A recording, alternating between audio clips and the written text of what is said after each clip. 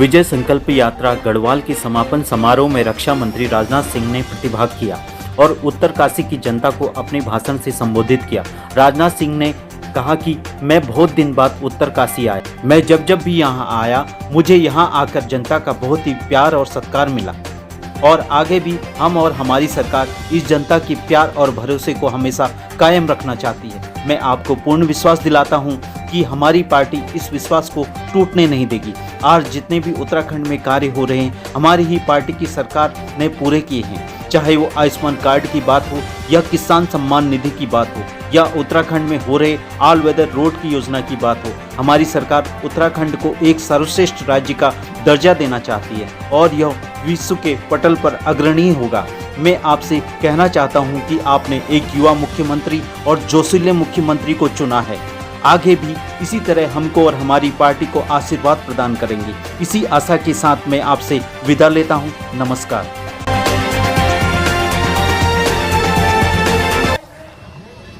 बहनों भाइयों, भले ही मैं उत्तरकाशी में देर से आया हूं लेकिन दुरुस्त आया हूं। आप सबके बीच में खड़ा हूं यहां पर।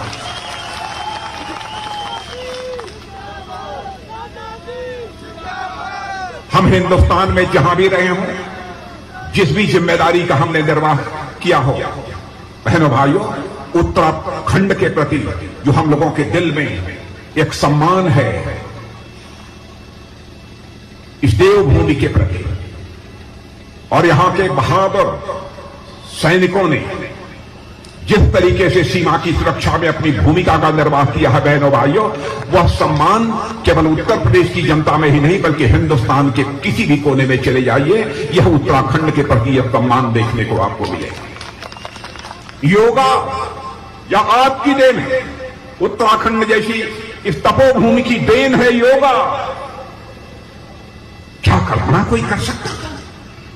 कोई ऐसा भी भारत मां का लाल पैदा होगा कि हमारी योगा की पद्धति को सारी दुनिया में जन जन तक पहुंचाने में कामयाबी हासिल कर लेगा। संयुक्त राष्ट्र संघ में जाकर जिस तरीके से हमारे प्रधानमंत्री नरेंद्र मोदी जी ने योगा का बखान किया, यह योग भारत का है, भारत के ऋषियों और मनीषियों की देन है हमारी योगा। इससे क्या क्या लाभ होते हैं सारे विश्व ने इसे स्वीकार कर लिया। और आज जब हमारी विजय संकल्प यात्रा चल रही, आज समापन है। बहन भाइयों, विजय संकल्प यात्रा केवल इसलिए नहीं है कि हम आपसे वोट मांगे, वोट दीजिए, वोट दीजिए। आप मुझे जांचेंगे, परखेंगे, तौलेंगे।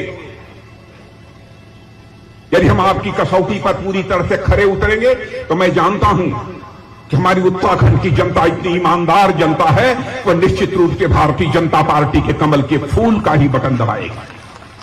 वो इसे एक आदर्श राज्य बनाना चाहते थे और एक ऐसा राज्य बनाना चाहते थे, ऐसी तपोभूमि से बनाना चाहते थे कि दुनिया में रहने वाला कहीं पर कोई भारतवासी हो अथवा भारत की ओरिजिन का कोई व्यक्ति रहता हो, यदि उसके मन में आस्था, श्रद्धा का भाव पैदा होता है तो अपना मस्तक टेकने के लिए वो उत्तराखंड की धरती पर जाए। एक ऐसा राज्य आदरणीय अटल बिहारी वाजपेयी जी बनाना चाहते। मैं आपको यकीन दिलाता हूं कि 5 साल का और समय दे दीजिए, उत्तराखंड एक आदर्श राज्य बनकर रहेगा। दुनिया की कोई ताकत हमें रोक नहीं सकती है।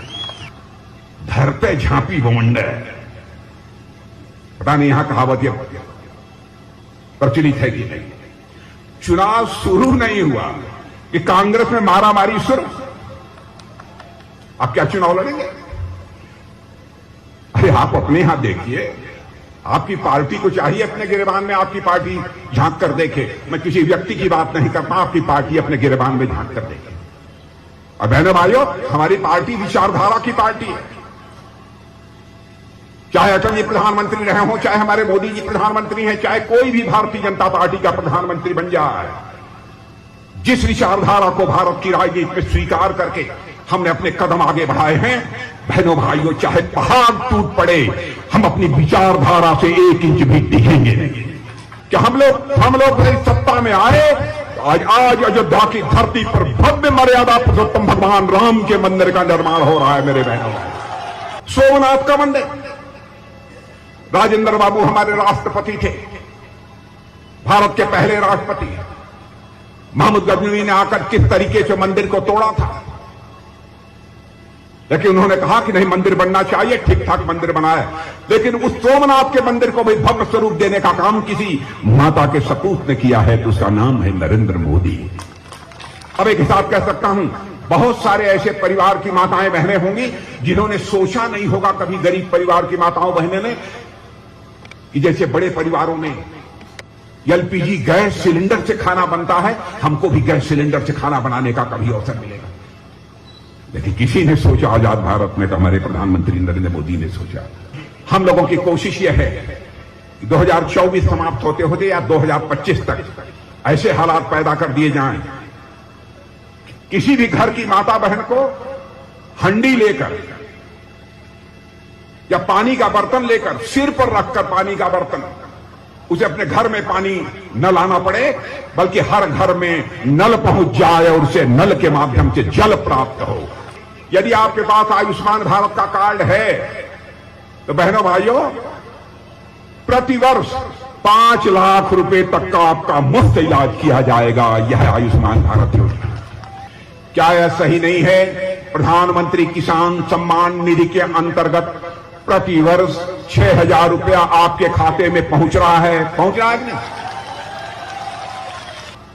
अब हम लोगों ने धारा 370 समाप्त कर दी, जिसके अंतर्गत जम्मू कश्मीर को विशेष दर्जा प्राप्त था।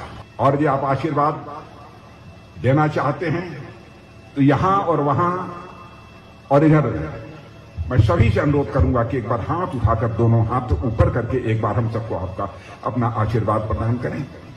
इन्हीं शब्दों के साथ आप सबको बहुत बहुत धन्यवाद। बोलिए भारत माता की, भारत माता की, भारत माता की। बहुत बहुत धन्यवाद।